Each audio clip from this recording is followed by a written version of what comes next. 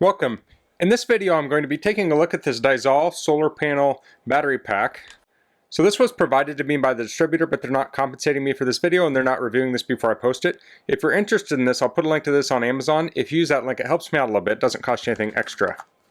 So it says it's suitable for charging iPhones, iPads, Android phones, GPS devices, cameras, etc. Super waterproof and dustproof, strong shockproof and drop resistant, built-in full lithium polymer battery which charges via a powerful 1.2 watt microcrystalline solar panel, environmentally friendly silica gel and ABS plus PC polycarbonate materials and rubber paint surface process, emergency LED torch. Torch is flashlight in the US, but other countries call it torch. It says hidden dual micro USB charging ports, comes with a carabiner. Okay, so I'll open that up.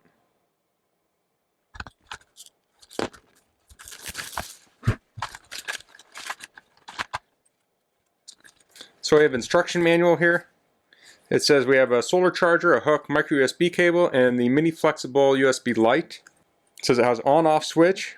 It says blue LED indicators show battery charging status and battery power display. Green blue LED indicator shows solar charging status and battery power status. Micro input for charging the solar charger's built-in battery. So you can charge this by plugging it into like a wall adapter. It says USB 1 output for charging electronic devices, USB 1 sealed cap, solar panel, USB 2 sealed cap, USB 2 output for charging electronic devices, and the LED flashlight. The battery capacity is 500 milliamp hours at 3.7 volts. The input is 5 volts DC at 1 amp. The solar panel is 120 milliamp hours. The output is 5 volts DC at 2.4 amps max. The product size is 142 by 75 by 13.6 millimeters. Operating temperature is 0 to 45 C. Not sure what that is in F off the top of my head. Overvoltage, overcurrent, and short circuit protection. And then this is the LED status indicator, charging status indicator. It says place the solar charger under sunlight. The green LED indicator will keep on when the solar charger is being charged under sunlight. When the solar charger is fully charged, LED indicator will automatically turn off. Please kindly note that it is comparatively slow for the solar charger to recharge itself via solar power. Due to the limited surface of the solar panel only has 120 milliamp input solar panel, it takes 35 hours to make the solar power bank fully charged under direct sunlight. So solar charging is only for emergencies. So if you took this camping, you could probably leave this on your picnic table during the day and it would just probably keep it topped off. Or you might as well charge it before you leave. And then if you charge it a little bit to keep it topped off, hopefully you're not having to charge it from full.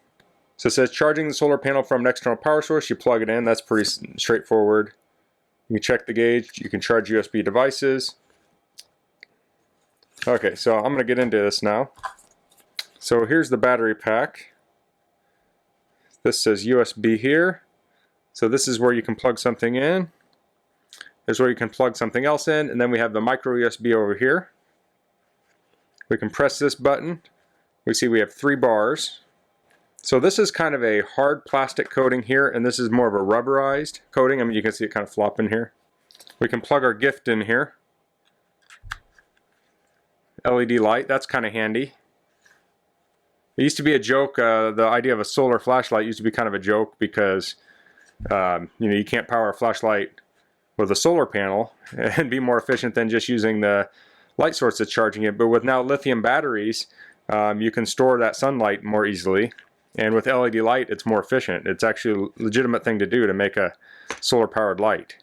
So I'll plug this phone in here so we can show it charging. There we have the charger on. So this has the torch or flashlight on it here, and you can double click the power button to turn that on.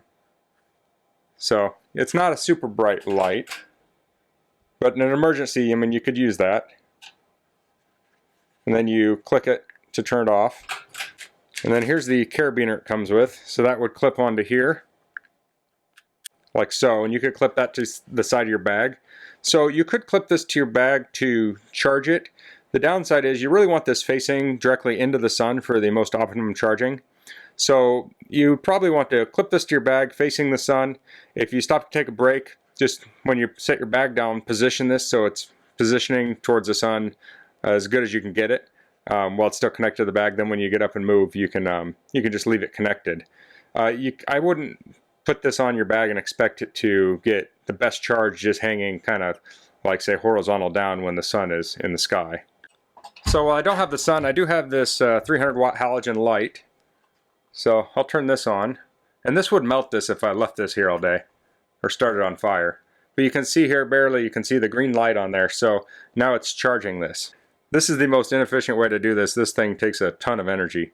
But for demonstration purposes, you can see that it does work. It's charging. It has that green light. Another thing about this is it's very lightweight. I mean, this is, let's see. Yeah, I mean, I think it's less weight than this cell phone here. So it's not a lot of weight to carry around. I like that aspect of it. And this would fit in a pocket pretty easily too. A guy's pocket. Unfortunately, women's pockets are tiny half the time, which is kind of terrible. I wish I could change that, but I'm not into textiles or anything. So that's the Dizaul solar charger battery pack. If you have any questions about this, please leave it in the comments. If you like this video, please click like. If you haven't subscribed to my channel, I'd appreciate it if you could do that. And thanks for watching. Until next time, goodbye.